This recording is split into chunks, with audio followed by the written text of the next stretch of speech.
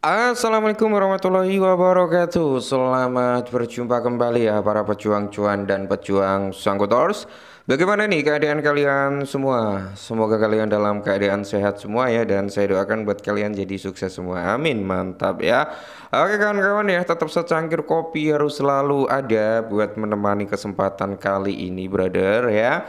Dimana nih kalau kita lihat bersama-sama bro, untuk kinerja daripada sektor cryptocurrency kali ini ya, Bitcoin masih bermain lah di kepala 102.000 something sampai di area 104.000 something ya, karena itu adalah area konsolidasi untuk Bitcoin bro. Nah kalau kita lihat untuk kinerja daripada altcoin seperti Ethereum itu masih tertahan di area 2,5an bro. Terus ya mayoritas ya saat video ini di tag teman-teman ya, keadaan daripada sektor kripto itu merona-rona alias meronta-ronta ya.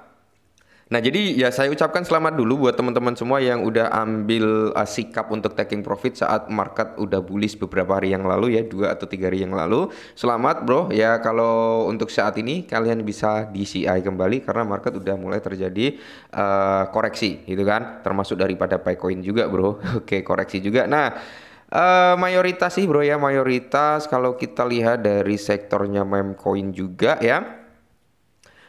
Kita lihat bro, untuk Dogecoin koreksi, Shiba Inu koreksi, PP koreksi. Jadi mayoritas bro ya dari sektor meme coin juga terjadi koreksi. Nah, pertanyaan dari beberapa teman-teman, apakah di cycle kali ini masih akan ada bull run? Oke ya. Kalau kita berbicara tentang bull run atau ya alt season gitu teman-teman ya, dalam situasi seperti ini masih banyak yang optimis 2025 masih ada yang namanya alt season. Semoga saja bro, semoga saja ya. Dan ya kalau kita lihat bersama-sama, inilah keadaannya merah merona-rona alias meronta-ronta.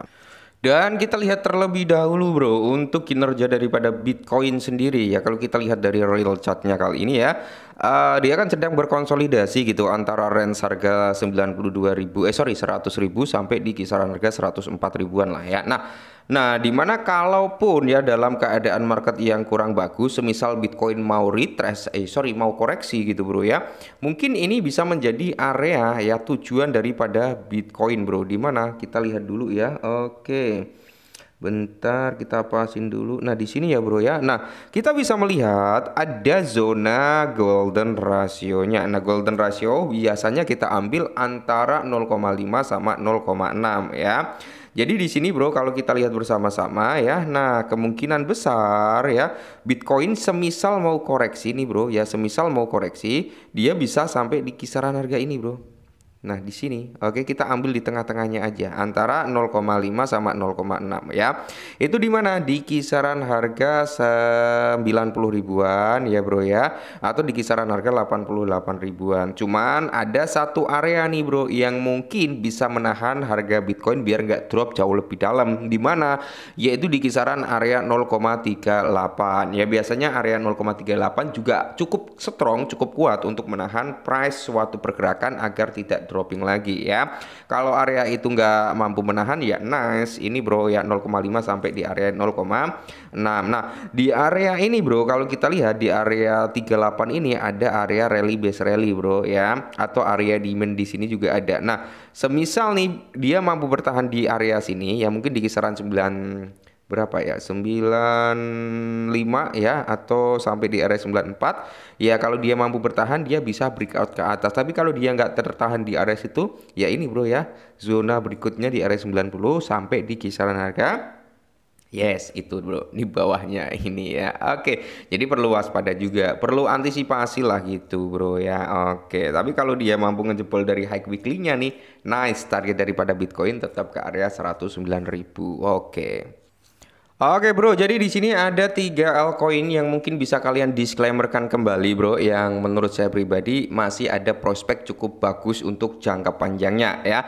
Yang pertama ada Kaspa bro. Kaspa ini adalah salah satu koin yang cukup menarik juga. Dia mekanismenya ada halvingnya juga bro setiap bulan ya.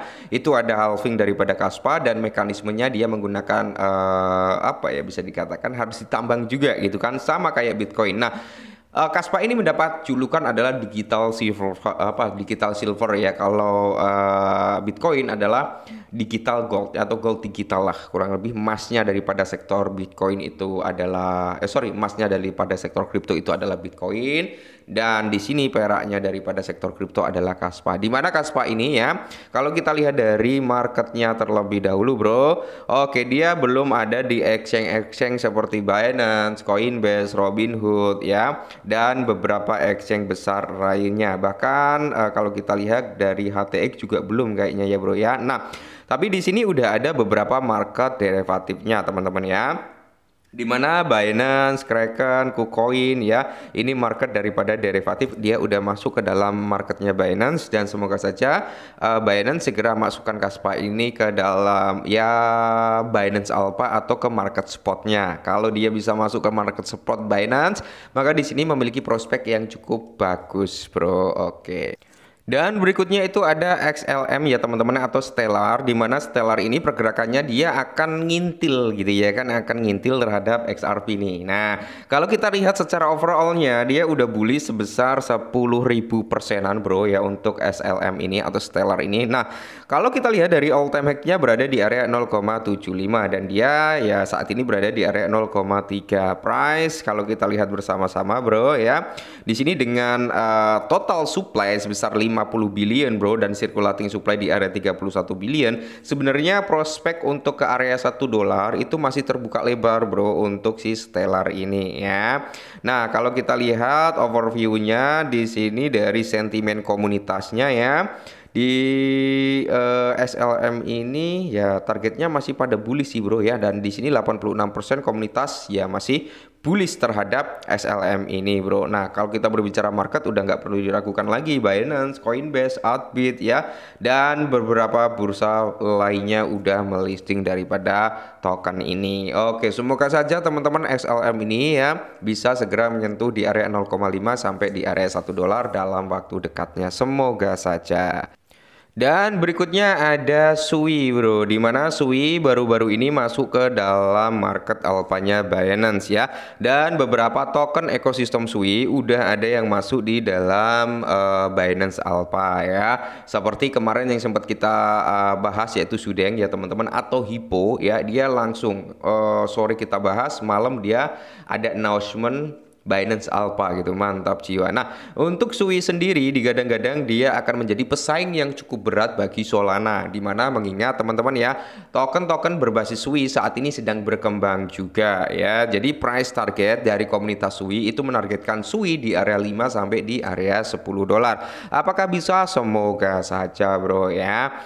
Nah, terus kalau kita lihat juga dari perspektif community-nya teman-teman ya, 85% masih sangat-sangat bullish terhadap Sui bro ya. Nah, jadi ada beberapa area target yang ditargetkan oleh komunitasnya. Mungkin terdekatnya ini menargetkan di area 4,31 $. Nah, seperti itu ya bro ya.